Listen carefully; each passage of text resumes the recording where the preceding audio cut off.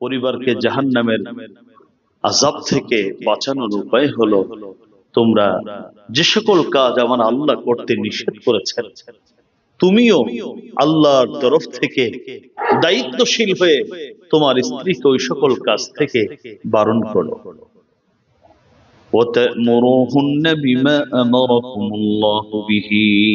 আল্লাহ যে কাজগুলো করতে আদেশ করেছেন তুমি তোমার স্ত্রীকে ওই কাজগুলো করতে আদেশ করো, ভালোবাসা দিয়ে, কোমল ভাষায়, নরম ভাষায়, প্রতিনিয়ত কথা বলতে গেলে এই বিষয়গুলো আলোচনা করো।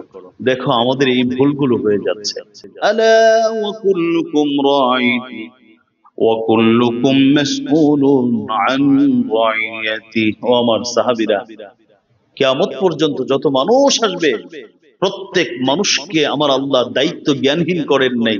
প্রাপ্ত বয়স্ক প্রতিটি মানুষকে আল্লাহ দায়িত্বশীল করেছেন এবং প্রত্যেককে তার দায়িত্ব সম্পর্কে আল্লাহর আদালতে জবাবদিহিতা করতে হবে। সহিহ বুখারী শরীফের হাদিস।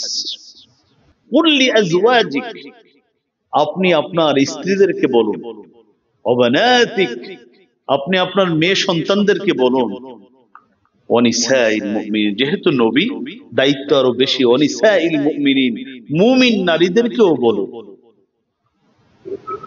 ইউদনিনা আলাইহিন্না মিন জালাবিবিহিন, তারা যেন বড় পর্দা দিয়ে নিজেদেরকে আবৃত করে ফেলে, অর্থাৎ তারা যেন পরিপূর্ণ হিজাব করে। এই আদেশ আপনি আপনার স্ত্রীদেরকে বলেন, দেন, আপনার কন্যা সন্তানদেরকে দেন।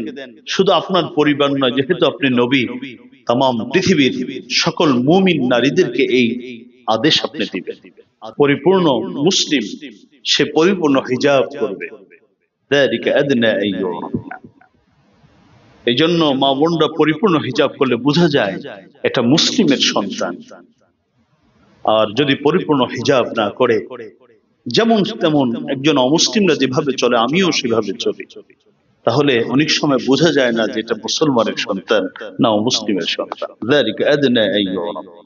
নবী বলেন, ওই ব্যক্তির প্রতি, ওই স্বামীর প্রতি আমার আল্লাহর দয়া অনবরত বর্ষণ হবে যে স্বামী গভীর রাত্রে নিজে ঘুম থেকে জেগে গেছে, জেগে সে 2 রাকাত নামাজ, 4 রাকাত, 8 রাকাত নামাজ আদায় করেছে, এরপরে তার স্ত্রীকে জাগিয়ে দিয়েছে, সেও উঠে নামাজ আদায় করেছে।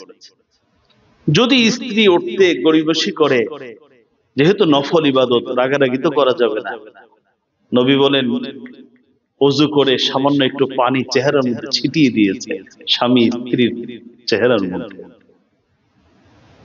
আমার আল্লাহ ওই স্বামীর প্রতি আসমান থেকে রহম করম বর্ষণ করতে থাকে।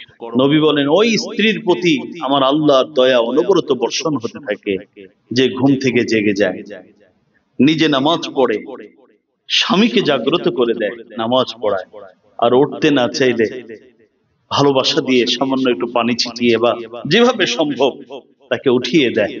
ওই স্ত্রীর প্রতি আমার আল্লাহর ভালোবাসা, আমার আল্লাহর দয়া বৃষ্টির পানির মতো বর্ষণ হতে থাকে।